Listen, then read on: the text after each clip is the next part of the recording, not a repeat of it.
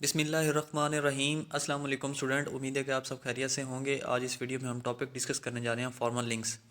तो formal links के बारे में डिटेल से पढ़ेंगे। डिस्कोर्स चैनल में इस्तेमाल होते हैं कि फॉर्मल लिंक्स क्या होता है, इसके मीनिंग्स क्या हैं, कहाँ पे इस्तेमाल इसको करते हैं और इसकी कौन कौन से जो है ना इसकी कॉमन फॉर्मल लिंक इस्तेमाल होते हैं हमारे टेक्स्ट में। सबसे पहले हम फॉर्मल लिंक्स के बारे में पढ़ते हैं कि फॉर्मल लिंक्स क्या है। सबसे पहले हम फॉर्मल लिंक्स के बारे में पढ़ते हैं। फॉर्मल लिंक्स एक लिंग्विस्टिक फीचर है जो हम इस्तेमाल करते हैं linking one phrase, one sentence, one clause. कि किसी भी एक सेंटेंस को, किसी भी फ्रेज को, किसी भी क्लाज को लिंक करने के लिए, एक क्लाज को या एक सेंटेंस को किसी दूसरे सेंटेंस या क्लाज को लिंक करने के लिए जो हम लिंकिंग वर्ड इस्तेमाल करते हैं उनको हम फॉर्मल लिंक्स कहते हैं। तो इसको बेसिक जो हम इस्तेमाल करते हैं, जस्ट हम ज़्यादातर इसको बेसिक सिर्फ कनेक्ट करने के लिए कि एक सेंटेंस जो है वो दूसरे सेंटेंस के साथ कैसे कनेक्ट हो रहा है, तो ये हम इनको कहते हैं फॉर्मल लिंक्स। अब इसके बारे में थोड़ा सा पढ़ते हैं। In order to account for discourse we need to look a feature outside the language. कि हम डिस्कोर्स को एनालिसिस करने के लिए कुछ फीचर देखते हैं जो हमारी लैंग्वेज से बाहर होते हैं, लैंग्वेज के रूल से बाहर होते हैं। This fact enable us to construct stretches of the language as discourse as having meaning and unity for us. इस वजह से मीनिंग्स हमें समझ आते हैं और फिर यूनिटी बनती है सेंटेंस की कि सेंटेंस आपस में कनेक्ट कैसे हुए हैं। The way we recognise correct and incorrect sentence is different. ये बहुत मुश्किल होता है कि हम करेक्ट सेंटेंस और इनकरेक्ट सेंटेंस का जो है ना डिफरेंट देख सकें। वी कैन डू दिस, हम ये करते हैं through our knowledge of the grammar without reference to outside fact. कि हमने ग्रामर का नॉलेज हमारे पास है, तो हम जब जब हमें हमारे पास ग्रामर का नॉलेज होगा तो उसके तहत हम ये फॉर्मल लिंक इस्तेमाल करते हैं। हम इसमें कोई और फैक्ट्स वगैरह नहीं देखते कि हमें ये पता हो ग्रामर में अगर हमने पढ़ी हुई है तो उसके बाद हमें पता होगा कि हम कैसे एक सेंटेंस को दूसरे सेंटेंस के साथ कैसे लिंक करना है, तो उसके नॉलेज से हम फॉर्मल लिंक इस्तेमाल करते हैं। अब नेक्स्ट हम देखते हैं कि कोहेसिव डिवाइसेस क्या होती हैं। Formal links between sentence and between class are known as discohesive devices. जब फॉर्मल लिंक इस्तेमाल होते हैं किसी भी सेंटेंस के दरमियान, किसी भी क्लॉज के दरमियान, तो उसको हम फिर कोहेसिव डिवाइस कहते हैं। तो हमारे पास फॉर्मल लिंक्स जो हैं वो एज अ कोहेसिव डिवाइस इस्तेमाल होते हैं सेंटेंस में, फ्रेज में, क्लॉजेज में। That is use for easily understanding of discourse. इसको हम इसलिए इस्तेमाल करते हैं ताकि इन डिस्कोर्स एनालिसिस जो हम कर रहे हैं उसको हम इजीली अंडरस्टैंड कर लें, ताकि हमें सही तरह पता चले ऑल एस्पेक्ट, ताकि हमें सही तरह पता चले कि ऑल एस्पेक्ट उसके क्या हैं, कैसे हम उसको आइडेंटिफाई कर सकते हैं। तो स्टूडेंट्स, फॉर्मल लिंक्स के बारे में हम देखते हैं कि फॉर्मल लिंक्स कौन कौन से हैं, कौन से कॉमन हमारे पास फॉर्मल लिंक्स हैं। सबसे पहले होता है वर्ब फॉर्म होता है, सेकंड हमारे पास पैरेललिज्म है, थर्ड हमारे पास रेफरिंग एक्सप्रेशंस हैं, फोर्थ हमारे पास रेपिटेशन एंड लेक्सिकल चेंज है, फिफ्थ जो है वो सब्स्टिट्यूशन है, सिक्स जो है एलिप्सिस है, और सेवन्थ जो हमारे पास है वो कॉन्जक्शन है। इनके बारे में हम डिटेल से पढ़ते हैं कि वर्ब फॉर्म क्या है, पैरेललिज्म क्या है, रेफरिंग एक्सप्रेशन क्या है, रेपिटेशन एंड लेक्सिकल चेन क्या है, सब्स्टिट्यूशन, एलिप्सिस, कॉन्जक्शन, इन सब के बारे में अब हम डिटेल से पढ़ते हैं।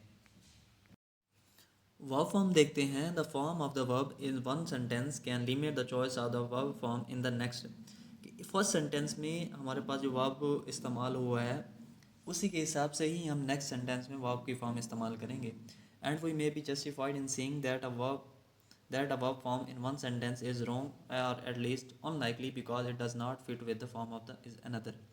हम ये कह सकते हैं, हम जस्टिफाई कर सकते हैं कि हमारे पास जो फर्स्ट सेंटेंस में जो फॉर्म ऑफ वर्ब इस्तेमाल हुई है वो ठीक है या गलत है, इसको कंपेयर करेंगे नेक्स्ट सेंटेंस से। यानी कि दोनों सेंटेंस का बेसिक हम तो लिंकिंग वर्ड्स की बात कर रहे हैं ना, कि एक सेंटेंस का दूसरे सेंटेंस के साथ क्या लिंक्स हैं। तो इन दोनों का विद इन सिचुएशन हम देखेंगे, विद इन कॉन्टेक्स्ट देखेंगे कि सेंटेंस की फॉर्म जो है, वो वर्ब की फॉर्म जो सेंटेंस में इस्तेमाल कर रहे हैं वो कैसे कर रहे हैं।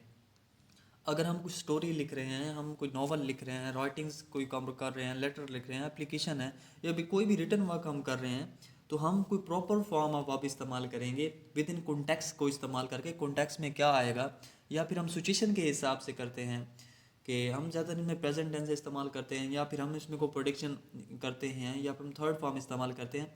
वो विद इन कॉन्टेक्स्ट कि सिचुएशन के हिसाब से आपने क्या लगाना है, आप उसको ग्रामेटिकल स्ट्रक्चर से लगा दें, लेकिन वो सिचुएशन के हिसाब से ठीक ना हो तो वो आपका सेंटेंस गलत हो जाएगा।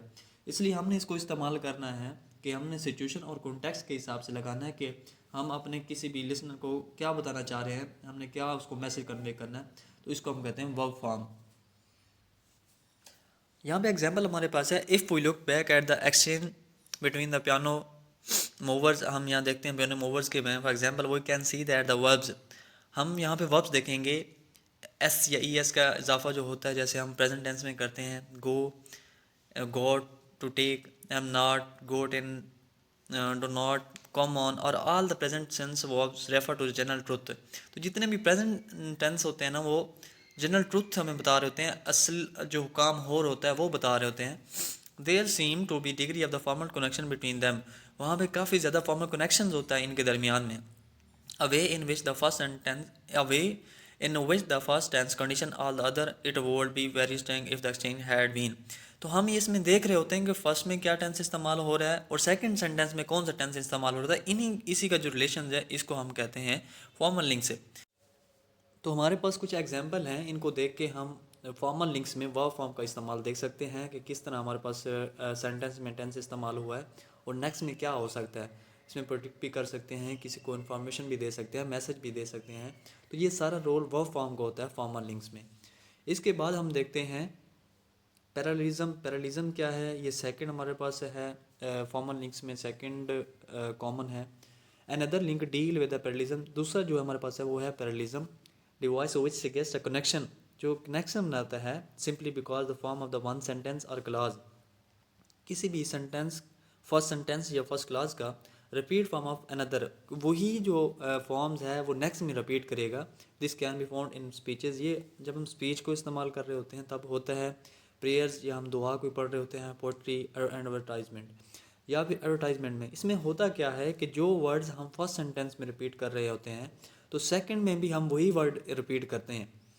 It is use to provide a powerful emotional effect to the audience, ये हम इसलिए इस्तेमाल करते हैं कि अपनी ऑडियंस को इमोशनल जो है ना और इफेक्ट दे सकें, उनको हम सही अंडरस्टैंडिंग करवा सकें, उनको डिटेल बता सकें इस चीज़ के बारे में। पैरेललिज्म के अनदर हम देखते हैं, here for example is part of the Christian prayer, यहाँ पे एक प्रेयर है उसका वो हमारे पास कुछ उसकी लाइंस हैं, उनको हम डिस्कस करके इसका हमें जो है ना कुछ नॉलेज हमें मिल जाएगा। Teach us God Lord to give and not to count the cost, to fight and not to hate the wants, to toil and not to seek for rest, to labour and to ask for no reward, save that of knowing that we do they will। This example employs parallelism to link clause and there is repeated grammatical structure to and not to।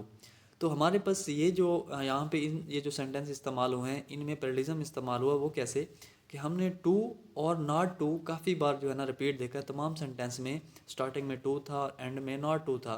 तो ये जो repeated words थे first sentence में भी second sentence में भी, इसको हम कहते हैं पैरेललिज्म।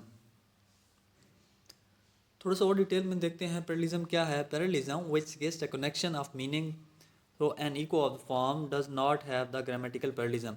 इसमें सिर्फ इको देखते हैं, फॉर्म्स का देखते हैं, सिचुएशन के हिसाब, इसमें कोई भी ग्रामेटिकल स्ट्रक्चर इस्तेमाल नहीं होता। It may be a sound parallelism, इसको हम साउंड पैरेललिज्म भी कहते हैं।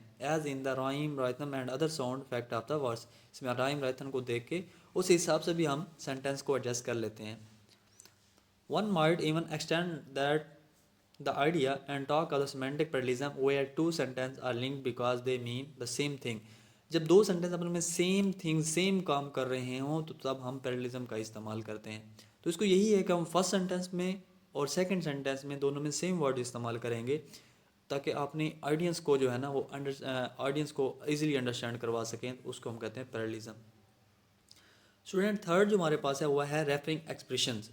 रेफरिंग एक्सप्रेशन क्या होता है? These are the word whose meaning can only be discovered by referring to other words or to element of the context which are clear to both sender and receiver।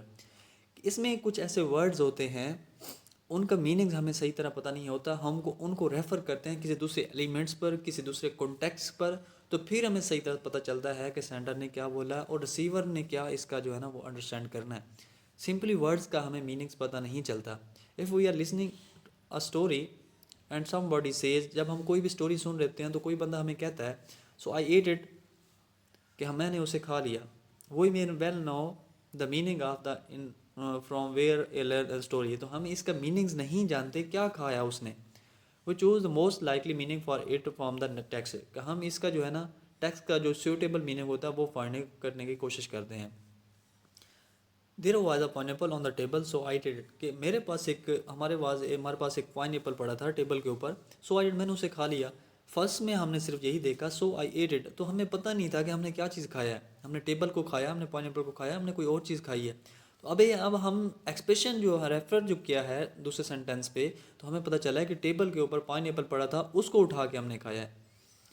In an extended piece of the discourse a common procedure known as anaphora, यहाँ पे हम anaphora और cataphora इस्तेमाल करते हैं, is for the identification of someone और something to be given once at the beginning and therefore refer to she share और it. इसमें हम कैटाफोरा और एनाफोरा इस्तेमाल करके या तो फिर हम किसी भी सेंटेंस को पहले सो आई इटेड उसके बाद में डिटेल बताएंगे कि वो क्या चीज़ थी, या फिर हम कोई चीज़ पहले डिटेल से बता देंगे कि आई सा एप्पल, मैंने एक एप्पल देखा, ये there was Apple on the table, table के ऊपर एप्पल पड़ा था, सो आई एट इट, तो मैंने उसको खा लिया। मैं पहले डिटेल से बताऊंगा कि वो क्या चीज़ थी, फिर उसको खाया। या फिर मैं इस तरह बताऊंगा कि मैंने इसको खाया, कि क्या खाया उसको बाद में एक्सप्लेन करूंगा। तो ये हमारे पास होते हैं एनाफोरा और कैटाफोरा। तो हमारे पास ये रेफरिंग एक्सप्रेशन जो है ना, इनमें हम ये कैटाफोरा और एनाफोरा को इस्तेमाल करके किसी भी सेंटेंस को अंडरस्टैंड कर सकते हैं। तो नेक्स्ट हमारे पास जो है वो है रेपिटेशन एंड लेक्सिकल चेन। इसमें क्या होता है, repetition of words can create the same sort of change as pronoun, कि जब भी कोई वर्ड रिपीट हो रहा होता है वो उसका जो है वो प्रोनाउन सेम सॉर्ट होता है। And there are some times good reason for preferring it, इसकी रीजंस भी हो सकती हैं। In Britain mother tongue learner of the English are discourage from the using repetition on the J ground that is bad style and encourage to use the advice known as J elegant repetition, while synonyms और more general words और phrase के are use so in test of the writing. तो Britain में कुछ लोग जो है ना वो ये जो रिपीटेशन का वर्ड्स इस्तेमाल, रिपीटेड वर्ड्स होते हैं तमाम सेंटेंस में, उन्होंने इसको डिसलाइक किया, वो इस चीज़ से एग्री नहीं थे। तो हमारे पास कोई भी रिपीट वर्ड की जगह पे हम जो वर्ड इस्तेमाल करते हैं उसको हम रेपिटेशन और लेक्सिकल चेंज कहते हैं, वर्ड के हिसाब से, लफ्ज़ों के हिसाब से। जैसे हमारे पास कई वर्ड इस्तेमाल होते हैं, the pineapple, the pineapple, the pineapple, the pineapple, हमारे पास सेंटेंस में ये इस्तेमाल, द पाइनएप्पल, द लजीज fruit, our meal, the tropical luxury. तो हम ये जो भी माई फेवरेट फूड, हम इस तरह कोई भी इस्तेमाल कर लें जो उसकी जगह द पाइनएप्पल की जगह इस्तेमाल हो सके, तो उसको हम कहते हैं repetition and lexical chain. Next जो फॉर्मल लिंक हमारे पास है वो है सब्स्टिट्यूशन। सब्स्टिट्यूशन में क्या होता है, another point of the formal links between sentence, ये कोर टाइप है फॉर्मल लिंक्स की। सेंटेंस में the substitution of the words like, substitution में क्या होता है, डू और सो, हम दो वर्ड इस्तेमाल करते हैं, डू हो सकता है या फिर सो हो सकता है, फॉर अ वर्ड और group of words which have appeared in a early sentence, कि सेंटेंस के स्टार्टिंग में भी इस्तेमाल होता है ये। It would be very long wanted if we had always to answer a question like do you like mango, आप do you like mango हम सेंटेंस इस्तेमाल करते हैं। वो द सेंटेंस लाइक येस, तो और सेंटेंस में ये भी इस्तेमाल होता है, येस आई लाइक मैंगो और yes I think I like it.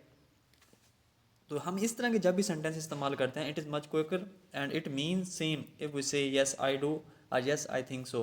तो हम टोटल सेंटेंस बोलने की बजाय येस आई डू या येस आई थिंक सो, तो ये डू और सो का जो इस्तेमाल है इसको हम शॉर्ट के लिए इस्तेमाल करते हैं ताकि हम कोई भी डिटेल ना बताएं, तो इसको हम कहते हैं सब्स्टिट्यूशन। अब इलेप्सिस को देखते हैं कि इलेप्सिस क्या है। Some time we do not even need to provide a substitute for a word और फ्रेज, कभी हमें सब्स्टिट्यूट की सही जो है ना वो अंडरस्टैंड नहीं होता, हमें मुकम्मल नॉलेज नहीं होता, which has already been said, जो पहले मैं बताया है, we can simply omit it, हम उसको सिंपल बोल देते हैं। And note that the missing part can be reconstructed quite successfully.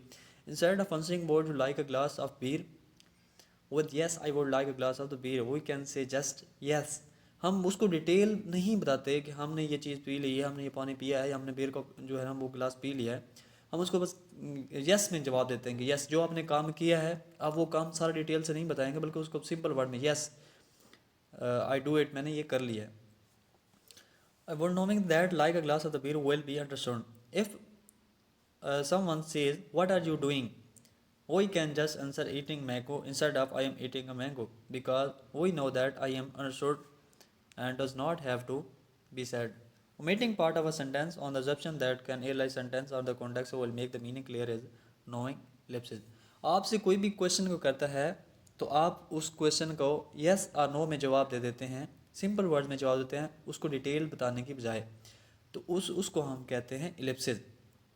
आपसे किसी ने पूछा कि क्या आपने पानी पी लिया है, गिलास में से पानी पी लिया है, तो आप मतलब आप उसमें जवाब देते हैं यस। तो ये जो है यस, इसको हम कहते हैं इलिप्सिस। आप ये जो मीनिंग्स हैं इसका हम मीनिंग्स के कॉन्टेक्स्ट को देख के समझेंगे कि पहले हमारे पास कौन सा सेंटेंस इस्तेमाल हो रहे हैं, कौन सा कॉन्टेक्स्ट चल रहा है, नेक्स्ट कौन सा है। तो इनको देख के हम इसके मीनिंग समझेंगे। तो ये जो येस और नो जो आपके पास इस्तेमाल हो रहा है इसको हम कहते हैं इलिप्सिस। ये पूरे उस सेंटेंस का जवाब देगा जो आपसे कोई क्वेश्चन कर रहा होता है, इसको हम कहते हैं इलिप्सिस। नेक्स्ट हमारे पास है conjunction. These word may simply add more information to what have already been said, कि जो आपको पहले बताया गया उनके अंदर ये मजीद इन्फॉर्मेशन ऐड करेंगे। And for the more add to that or elaborate exemplified for instance thus the words. हमारे पास ये वर्ड एंड है, फर्दर मोर है, एंड टू दैट है, इंस्टेंस दस। ये जो वर्ड्स हैं ये कंजक्शन के तौर पर इस्तेमाल होते हैं। दे में contrast new information with old information. इसमें कॉन्ट्रास्ट करते हैं इन्फॉर्मेशन का, कि पहले हमारे पास कौन सी इन्फॉर्मेशन थी और इनके बारे में मजीद इन्फॉर्मेशन क्या है। और put another side to the arguments और on the other hand however. हम किस चीज़ को कंपैरिजन करने के लिए भी इस्तेमाल करते हैं, हो उसके बाद क्या हुआ हैंड्स, अदर हैंड्स में देखें यहाँ पे हमारे पास ये बेनिफिट्स हैं, तो दूसरी साइड पे हमारे को कौन से बेनिफिट्स हैं। तो कंजक्शन को हम किसी चीज़ को कंट्रास्ट करने के लिए भी या कंपेयर करने के लिए भी इस्तेमाल करते हैं। They may relate new information to what has already been given in the term of the causes, कि हम इनको रिलेट करते हैं न्यू इन्फॉर्मेशन के साथ जो पहले भी हमारे पास इन्फॉर्मेशन होती है, यानी कि पहले भी हमारे पास इन्फॉर्मेशन है और उन्हीं इन्फॉर्मेशन को हम मज़ीद जो है ना वो डिटेल से कर रहे हैं। So consequently because for this reason, उनके लिए हम वर्ड इस्तेमाल करेंगे so consequently because for this reason, इस तरह के वर्ड इस्तेमाल करके हम इंफॉर्मेशन में मज़ीद नई इन्फॉर्मेशन ऐड करेंगे। और इन टाइम, या फिर हम टाइम में देखेंगे formally then and in the end, उसके बाद क्या हुआ, फिर आखिर में क्या हुआ। तो इस तरह की मज़ीद इन्फॉर्मेशन ऐड करने के लिए सेंटेंस हम जो वर्ड्स इस्तेमाल करते हैं उनको हम कहते हैं कंजक्शन। और दे मे इंडिकेट अ न्यू डिपॉर्चर और अ समरी। हम समरी में देखते हैं कि न्यू डिपॉर्चर क्या हुआ, by the way, well, the sum up, any way. ये तमाम, ये सारे जो वर्ड्स हैं जो भी किसी भी पहले हमारे पास इंफॉर्मेशन होती हैं और मज़ीद उनमें इंफॉर्मेशन ऐड करने के लिए जो हम वर्ड इस्तेमाल करते हैं उनको हम कहते हैं कंजक्शन। तो ये हमारे पास लिस्ट थी जो हमने पढ़ ली है। Thank you. ये तो आज हमारा टॉपिक था formal links in discourse analysis. Discourse analysis में फॉर्मल लिंक्स कौन से थे, और या इसको हम सेकंड में हम इसको कोहेसिव डिवाइसेस भी कहते हैं। तो ये बहुत ही इंपॉर्टेंट टॉपिक है डिस्कोर्स एनालिसिस में। तो स्टूडेंट, अगर आपने हमारा चैनल सब्सक्राइब नहीं किया तो लाजमी कर लें ताकि तमाम वीडियो आपके अपना ख्याल। मिलते हैं इंशाल्लाह नेक्स्ट वीडियो में। खुदा हाफिज़।